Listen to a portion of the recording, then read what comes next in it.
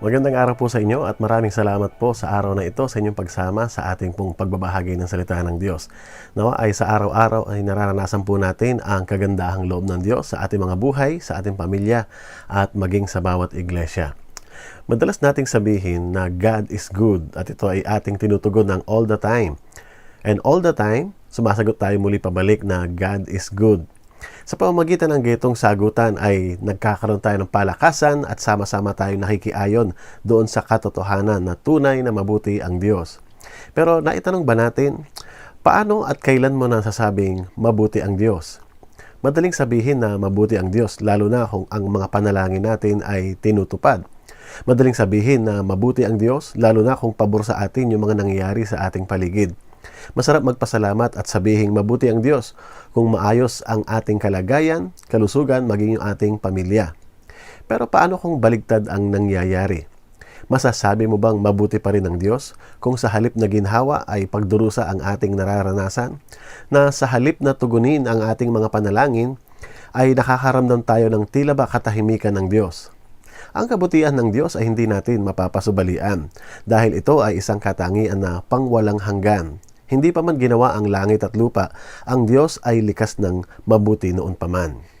Kaya ang kanyang kabutihan ay hindi nakabatay sa ating nararanasan. Ang kanyang kabutihan ay likas niyang katangian. Katulad sa isang bahay, gusali o tulay, hindi natin masasabing ito'y matibay malibang dumaan sa pagsubok o kaya naman ay paglindol. Gayon din sa ating pananampalataya. Mahirap na ito'y sabihin nating matibay kung hindi naman dumaan sa pagsubok. Hindi mo maiintindihan ang salitang kaginhawaan kung hindi ka dumaan sa kahirapan. Hindi mo rin makikitang nagniningning ang kabutihan kung hindi natin nakikita yung kadiliman sa ating kapaligiran. Masasabi nga ba nating mabuti ang Diyos kung aalalahanin natin pabalik 1 taon nang nakalipas, pumasok ang COVID-19 sa Pilipinas? Masasabi nga ba nating mabuti ang Diyos doon sa mga frontliners na nagdusa, sa mga pamilyang naulila o mga mahal sa buhay na namayapa? Madali bang sabihing mabuti ang Diyos kung ang ating maging mga pagtitipon sa bawat iglesia ay pansamantalang pinagpaliban? Maraming mga pastor ang nagsumikap, makapaglingkod at sumusubok ng mga iba't ibang paraan maihatid lamang ang salita ng Diyos. At dahil sa mga ganitong pangyayari, sila man ay napapagod din, minsan may mga nanghihina, and yet, maaaring maisip din natin, ang kabutihan nga ba ni Lord ay all the time? Isa sa pamilyar na talata na ating gagamitin ngayong umaga ay matatagpuan sa Romans 8:28. Basahin po natin. And we know that all things work together for good to them that love God, to them who are called according to His purpose. Sa Tagalog, at nalalaman natin na sa lahat ng mga bagay, ang Diyos ay gumagawa sa ikabubuti ng mga umiibig sa Kanya, sa kanila ng mga tinawag alinsunod sa Kanyang layunin. Sa ating pagbasa sa talatang ito, tila ba meron tayong makikitang dalawang katotohanan na mahirap agad-agad tanggapin. Yung salitang we know or nalalaman natin. Mayroong salitang nakalagay na natin. Baka maaring itanong natin na kasama ba ako doon sa nakakaalam o baka si Pablo lamang? Masasabi natin walang natin. Hindi kaya ang ibig sabihin ni Pablo ay nalalaman ni Pablo ang lahat? Pero sa ngayon, parang hindi ko alam yung nangyayari sa aking kapaligiran. Hindi ko alam kung ano ang gagawin at kung bubuti nga ba ang sitwasyon. So isang bagay na parang mahirap tanggapin ay yung nalalaman natin dahil hindi natin nalalaman ang lahat-lahat. Ikalawa, yung mga katagang all things or yung lahat ng bagay. As in lahat. Maaring magduda tayo sa mga katagang ito o kaya naman ay mas madaling tanggapin kung ang ilalagay doon sa nakasulat ay some things work together for good. Meron mga ilan na makakabuti pero kung titignan natin yung mga ibang mabibigat, para bang hindi. Parang ang hirap i-process, ang hirap i-absorb kung kasama nga ba ang lahat ng mga kaganapan. Maaari siguro kung ang lahat ng mga bagay na nangyayari sa atin ay mabuti. Pero hindi naman ganoon ang tunay na eksena sa ating mga buhay. Kaya paanong lahat ay makakabuti? Kaya minsan hindi maitatanggi na bagamat ito ay nakasulat sa Biblia, pagdating sa araw-araw nating buhay, parang may konting kurot ng pagdududa sa ating mga puso. Tila ba pabulong nating na itatanong sa ating mga sarili, may good pa ba ako nakikita sa pandemyang ito? May good pa ba ako nakikita sa mga balita sa araw-araw? May good pa ba ako nakikita kung nawalan o naapektuhan ang aking hanap buhay? May good pa ba ako nakikita kung meron ng epekto ito sa aking kalusugan? Ang talata ring ito ay hindi pansamantalang tagpi doon sa ating mga sugatang puso. Tulad na lang kapag magbibigay tayo ng payo sa ating mga kaibigan na dumadaan sa mabigat na pagsubok o kaya naman ay nawalan ng mahal sa buhay. Mahirap sabihin na okay lang yan, total sinabi ng Bible that all things work together for good. Hindi naman po ito ganoon ang ibig sabihin ni Pablo. Hindi natin maitatanggi na may mga ganitong tunay na tanong sa ating mga tunay na buhay. Subalit hindi rin natin maitatanggi na pinasama ito ng Diyos sa kanyang banal na kasulatan, kaya ito ay totoo. Kung hindi natin ito nauunawaan sa ngayon, ang ating pagdududahan ay hindi yung kasulatan, kundi yung ating limitasyon sa isipan. Kaya magandang tignan natin, paano ko mauunawaan ang talatang ito at mapanghahawakan ko talaga? That God is good all the time and all things work together for good. Since ang claim natin ay hindi nagbabago ang kabutihan ng Diyos sa lahat ng panahon, ibig sabihin ang kagandahang loob niya, ang kanyang biyaya, kahabagan at kabutihan ay hindi rin natatapos. Kaya para maunawaan natin ang bersikulong ito ay meron tayong 4 na bagay na dapat suriin. Ang una, suriin natin ang talatang ito sa pananaw ng Diyos sa halip na pananaw natin. We must start at the right starting point. We must begin with God. Tignan po natin ang mga bersyon sa Ingles. Ang sabi po sa King James, all things work together for good to them that love God. Pero sa salin ng NASB, God causes all things to work together for good. Sa NIV, in all things God works for the good of those who love Him. Ano po ang pagkakaiba? Bagamat makikita natin sa King James Version ay nasa huli yung salitang God, sa dalawang version naman ay nasa unahan. Wala naman actualing mali doon. Pero mas modernong mga salin katulad ng dalawa, merong kakaibang diin. Ibig sabihin, we will never properly understand this verse as long as we put God at the end and not at the beginning. Minsan may mga taong ganito ang paningin sa buhay, na para bang ang lahat ay nakukuha sa mga lucky charm, pampaswerte at kung ano-ano pa. O kaya katulad sa mga pelikulang napapanood natin, na kapag may mga krimen na nangyayari, laging huling dumarating ang mga otoridad o yung kapulisan. Na para bang kapag tayo ay may nararanasan, iniisip natin na mag-pray lang tayo na mag-pray dahil sa dulo darating naman ang ating Panginoon at doon tayo magkakaroon ng happy ending. Ganun nga ba ang sinasabi sa talatang ito? Na tila ba sa ngayon, sa bigat ng iyong nararanasan, hindi kasali ang Diyos o darating man siya doon lang sa huli. In short, parang ang Diyos ay missing in action. In everything, God causes, ang sabi doon, or God works, hindi missing in action. Maliwanag doon sa talata na merong kapahintulutan at merong pagkilos na nangyayari at ito'y ginagawa ng ating Panginoon. Sinasabi lamang natin na ang Diyos ay nasa lahat ng yugto ng ating buhay at ng ating nararanasan. Hindi lang siya nandun sa huli. O baka isipin ng iba na nandun lang siya sa unahan pagkatapos ay iniwan niya tayo. Hindi po ganon. Ang Diyos ay nasa lahat ng yugto. Nasa hulihan, nasa unahan, maging sa kasalukuyan na ating naranasan. Sapagkat ang Diyos natin ay hindi nalilimitahan sa oras na meron tayo dito sa mundo. Sapagkat ang Diyos natin ay eternal. God is there at the beginning, in the end, and in our present, God is at work. God is at work. At hindi po ito yung mga lucky charm or any by chance or blind faith. Hindi po ganoon. Ang Diyos ay may kapahintulutan sa lahat ng mga bagay na nagaganap sa ating kapaligiran. Isa sa mga maling na ituturo sa bata sa panonood ng fairy tales ay parang kailangan lagi merong they live happily ever after. Kailangan lagi may happy ending. Parang iniisip din natin na sa ating kalagayan that no matter what happens, pagdating sa dulo, dapat pagandahin ng Diyos ang mga eksena. Siguro sa fairy tales, maaring mangyari yon. Pero paano ang ating sasabihin kung may mga tao o maging tayo ay nakakaranas ng hindi magandang ending? Halimbawa, may kakilala kang nasunugan, namatayan o kaya nawalan ng hanap buhay. O kaya ang mas masakit, may mga taong nakaranas ng mawalan ng hustisya o kaya nagkaroon ng karamdaman na terminal. Kapag tinitignan natin yung mga mabibigat na pangyayari, hindi natin ginagawang pikit mata na lamang at pinagtitiisan na lamang natin. Minsan nakakatulong din talaga ng malaki na merong kapaliwanagan, na tayo ay nagkakaroon ng kaunawaan. Parang sa mga ganun nangyayari ay tumitibay ang ating pananampalataya. Minsan hindi natin kailangan magkunwari na kung nakakaranas tayo talaga na hindi okay, dapat nating maramdaman talaga na hindi okay.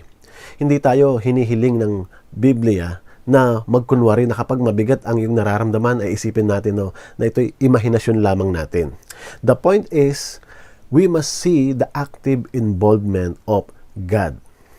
Mali minsan na para bang kailangan nating ipagtanggol ang Diyos o kaya ay i-excuse natin ang Diyos kapag may mabigat na nangyayari o mga pagsubok. Na para bang sasabihin natin hindi naman talaga papayagan ng Diyos ang mga ganitong bagay.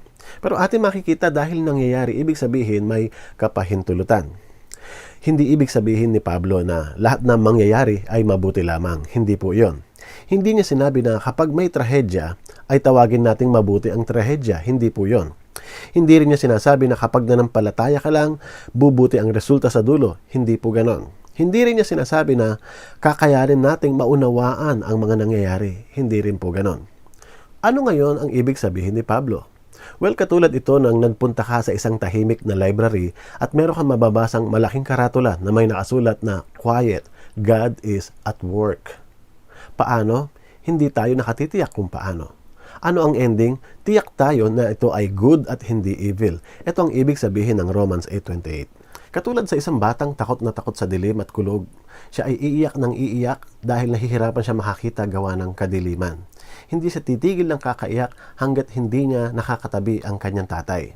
At kapag nandyan na ang tatay, tatabihan siya sa higaan at malumanay na sasabihin sa kanya na tahan na, nandito na ang tatay.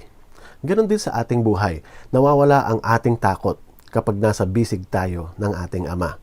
Pero ang dilim ay nananatili pa rin kadiliman. Pero dahil nandyan ang ating Ama na nasa langit, iyon ang nagiging malaking pagkakaiba. That makes the difference. Mapanghahawakan natin ang kanyang pangako sa mga talatang ito kung ating titignan ito sa pananaw na nanggagaling sa ating Diyos at hindi mula sa atin.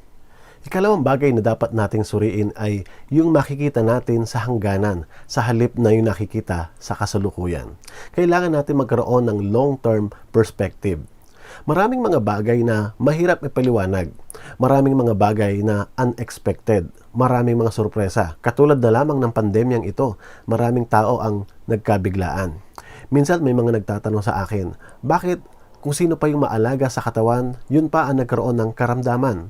Samantala yung kapitbahay na maraming bisyo, tila ba mas matibay pa ang kanilang katawan. Meron din ako nakitang isang tunay na karanasan na matapos ang operasyon ng doktor, umaasang matatanggal ang parteng may cancer sa kanyang katawan, pero matapos ang lahat-lahat ay meron pa palang natira at hindi pa lubos ang kanyang kagalingan. Yung mga ganitong mga sorpresa ay nagdudulot sa atin ng kabigatan at pagkatapos ay nagkakaroon tayo marahil ng konklusyon. We tend to judge the ending by what we see in the beginning. Hinuhusgahan natin ang mga bagay kahit hindi pa natin alam dahil lamang sa mga bagay na nakikita natin. Nagkakaroon agad tayo ng konklusyon sa nakikita natin sa ngayon, pero hindi pa naman natin nakikita ang katapusan. Sa totoo, minsan hindi nakakabuti ang pagiging advance mag-isip. Nakikita mo agad ang ending kahit wala pa. Sa halip na husgahan ang ending dahil sa nakikita sa kasalukuyan, dapat ay husgahan natin ang kasalukuyan kapag nakita na natin ang ending. So ang dapat ay judge the beginning by the end.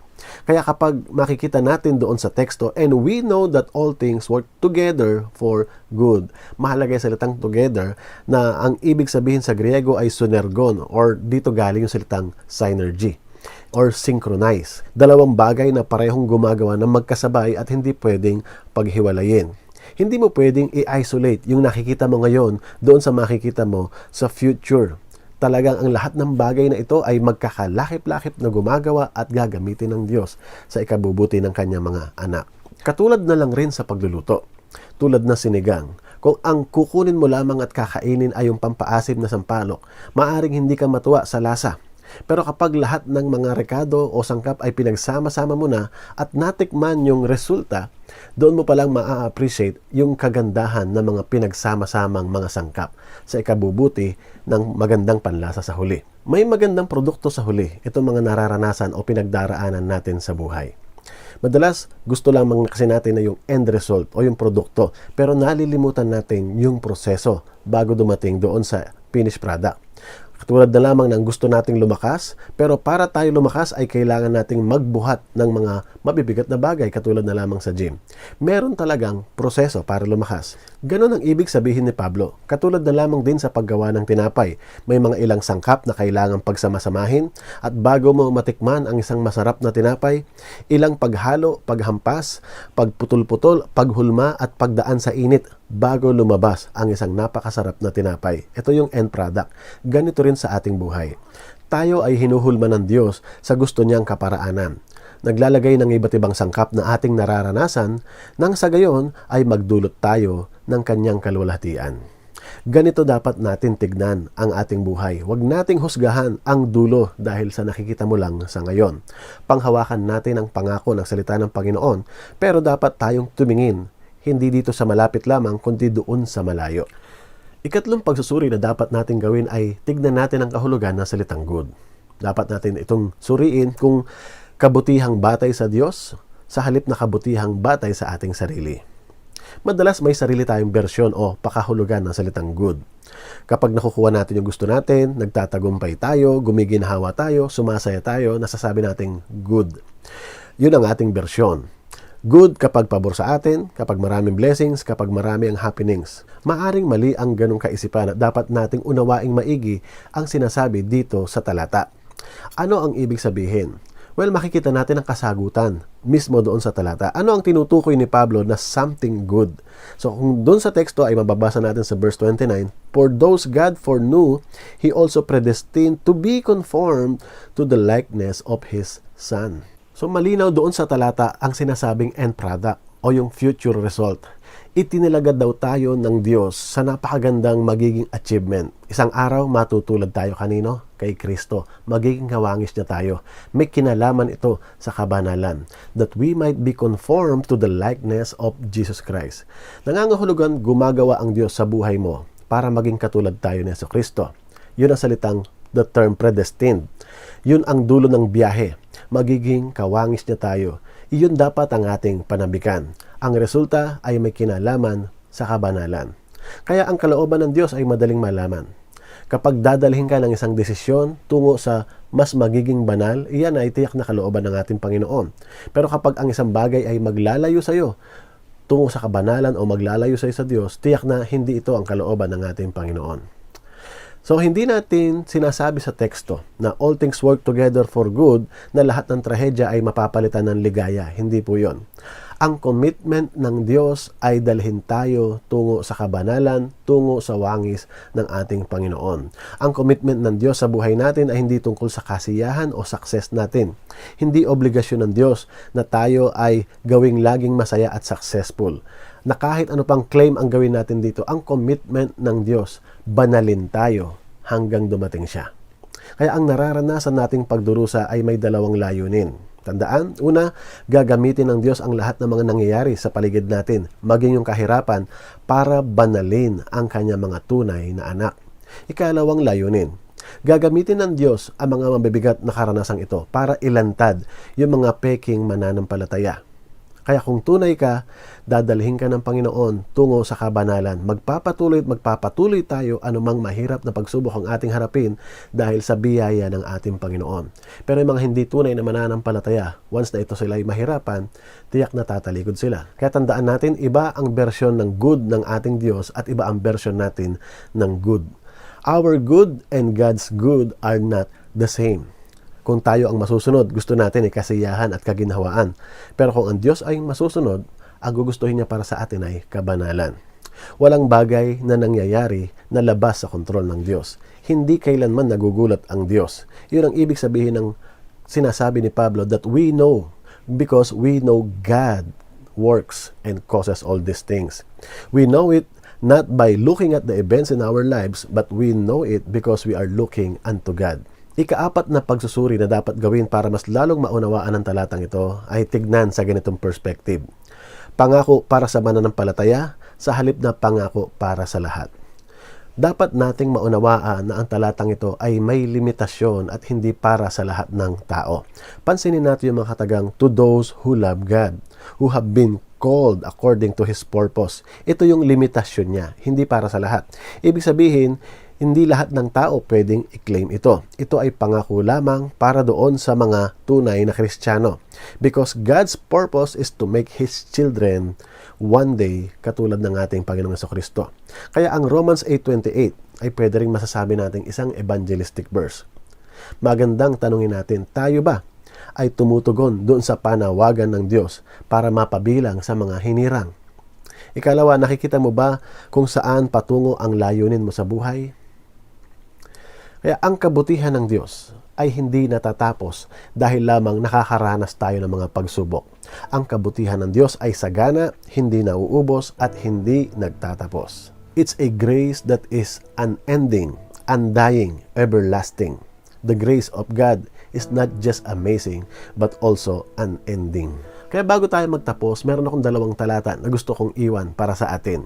Ito ay isinulat sa panahon na ang kaharian ng Huda ay nakaranas ng pinakamasakit, pinaka-nakakaiyak at pinaka-nakaka-discourage dulot ng sobrang kahirapan. Ito ay mababasa sa Aklat ng Panaghoy chapter 3 verses 21 hanggang 25. Ang sabi dito, "Ngunit ito'y naaalala ko, kaya't mayroon akong pag-asa. Ang tapat na pag-ibig ng Panginoon ay hindi nagmamaliw. Ang kanyang mga habag ay hindi natatapos. Sariwa ang mga iyon tuwing umaga, dakila ang iyong katapatan. Ang Panginoon ay aking bahagi, sabi ng aking kaluluwa, kaya't ako'y aasa sa Kanya. Ang Panginoon ay mabuti sa kanila na naghihintay sa Kanya, sa kaluluwa na humahanap sa Kanya." Sa kabila ng mga nangyayari, hinahanap mo ba na maranasan ang kabutihan ng Diyos? Isa pang talata na magandang pagnilayan ay Hebreo 4:16. "Kaya't lumapit tayong may katapangan sa trono ng biyaya upang tayo'y tumanggap ng awa at makatagpo ng biyaya na makatutulong sa panahon ng pangangailangan." Ang encouragement na salita ng Diyos ay tayo'y magpakumbaba at may kapanatagan na lumapit sa trono ng biyaya ng Diyos. Biyayang matatagpuan na hindi nauubos, hindi nagtatapos, laging sariwa para sa atin. Kaya panghawakan po natin ang kanyang mga pangako. Ang kagandahang loob ng Diyos ay hindi nagtatapos. Ang Diyos ay mabuti sa lahat ng panahon, sa lahat ng pagkakataon. Purihin natin ang Panginoon. Tayo po ay manalangin. Dakilan naming Diyos, salamat po dahil napakabuti mo. Tapat ka sa iyong mga pangako, hindi nagbabago. Panginoon, dumadalangin din kami dahil sa tunay na buhay, nakararanas kami ng mga pagsubok, kabigatan, na minsan ay nagdudulot sa amin ng panghihina o pagdududa. Panginoon, turuan mo kami palagi na ang iyong kabutihan ay hindi nakaugnay doon sa aming performance o doon sa abilidad na magtiwala, kundi tunay kang mabuti noon pa man. At hindi yun nagbabago, hindi yun natatapos. Tulungan mo kaming palaging panghawakan ito bilang sandata namin upang hindi kami manghina at hindi mawalan ng pag-asa. Tulungan niyo po kami, Panginoon, na patuloy na maitanghal ka sa aming buhay. Nagpapasalamat kami, Panginoon, dahil may Diyos kaming malalapitan na ang biyaya ay laging sariwa tuwing umaga. Pinupuri ka namin, pinapasalamatan, itinataas sa inyong kabutihang palagi niyong pinaparanas sa kabila man ng maraming pagsubok at sa pandemyang aming nararanasan, maging sa mga challenges sa mga churches, Panginoon. Patuloy kang gumagawa at ito'y nakikita namin na kumikilos ka sa buhay ng bawat isa. Mas pinapatatag mo kami, inaalis mo yung mga bagay na hindi naman lubos na mahalaga at binabalik mo kami sa mga bagay na tunay na mahalaga, yung mga tunay na essential sa aming pananampalataya. Kaya Panginoon, nagtitiwala kami na matatapos man ang lahat ng mga pagsubok at kahirapang ito. Lahat ng ito ay ginagamit mo sa ikababanal ng lahat ng iyong mga anak, Panginoon. Binabalik po namin ng papuri at pasasalamat sa dakilang pangalan ng aming nag-iisang tagapagligtas na si Jesus. Amen. Amen. Pagpalain po tayo lahat ng Panginoon at maraming salamat po sa inyong pakikinig.